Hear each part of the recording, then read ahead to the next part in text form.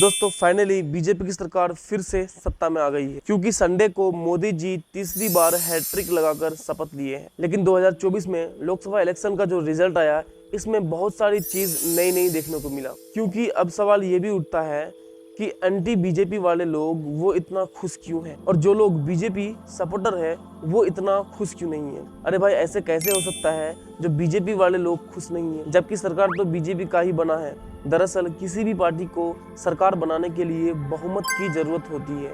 अगर किसी भी पार्टी को सत्ता में बना रहना है तो उस पार्टी के पास मिनिमम 273 सीट होना चाहिए। लेकिन 4 जून को जब इलेक्शन का रिजल्ट आया तो किसी भी पार्टी को फुल बहुमत नहीं मिली थी। इसमें कुल मिलाकर इंडिया अलायंस को 234 सीट के आसपास मिला था और एनडीए पार्टी को लगभग 293 सीट मिला था। लेकिन एनडीए पार्टी से नीतीश चाचा को निकाल दें और चंद्रबाबू को भी निकाल दें तो बीजेपी बहुमत से दूर रहती है। ये बात हम इसलिए कर पा रहे हैं कि नीतीश चाचा के बारे में बच्चे बच्चे को पता है कि वो पीढ़ी को भूलना है, सबको याद रखना है। तीनों अगर भूलवाना चाहेंगे, आज झगड़ा करवाना चाहेंगे नया, वो अपना जगह पर है। हम लोग तो सवाल ही नहीं पैदा होता है।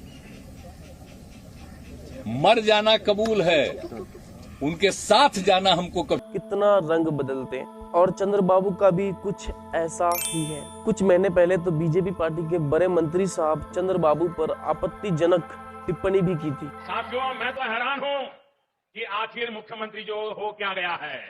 वो बार बार मुझे ये याद दिलाते हैं कि वो मुझसे बहुत सीनियर है। इसमें क्या विवाद है? आप सीनियर है, इसलिए आपके सम्मान में मैंने कभी कोई कमी नहीं छोड़ी है।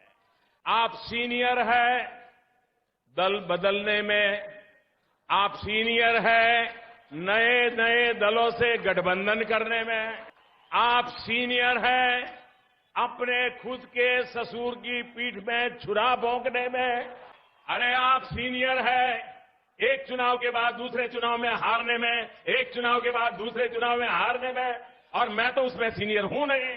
सोचिए अगर इस वीडियो को चंद्रबाबू जी देख लें तो क्या हो सकता है। दोस्तों कुल मिलाकर बात ऐसा है कि अगर नीतीश चाचा और चंद्रबाबू जी थोड़ी सी भी पिछले तो बीजेपी धड़ाम से गिर जाएगी। यानी बीजेपी पार्टी को अपना पूरा डिपेंडेंट नीतीश चाचा और चंद्रबाबू के ऊपर रखना होगा।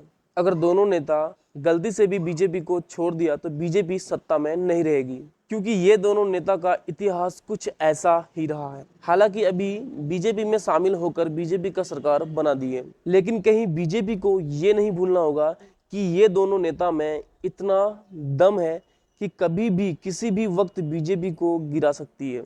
अब बात करते हैं कि एंटी बीजेपी वाले लोग इतना खुश क्यों हैं। पहली बात तो ये है कि बीजेपी वाले लोग फुल बहुमत से नहीं है। दूसरी बात है कि अब बीजेपी पार्टी मनमानी नहीं कर सकती है।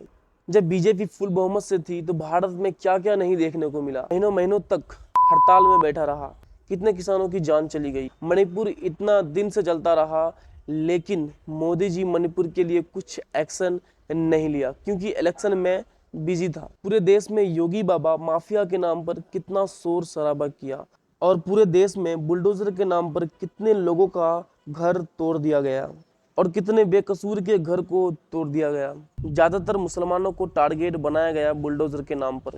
कितनी मस्जिदों को शहीद कर दिया गया। मुसलमानों के खिलाफ कितनी आपत्तिजनक टिप्पणी। लद्दाख में लोग भूख हड़ताल में बैठे रहे, कितने लोगों की जान गई, लेकिन बीजेपी चुप थी। इलेक्टोरल बॉन्ड्स के नाम पर कितने स्कैम हुए, फ्रॉड कंपनी से पैसे लिए गए। बीजेपी से दूर भ्रष्टाचार नेताओं को जेल में डाला गया, अपने नेताओं के भ्रष्टाचार आरोपों को खारिज करा दिया गया, और देश के गरीब और गरीब हो गए, देश के अमीर और अमीर हो गए। ऐसे ही रहा बीजेपी का पॉलिटिकल एजेंडा, यानी राजनीतिक सफर।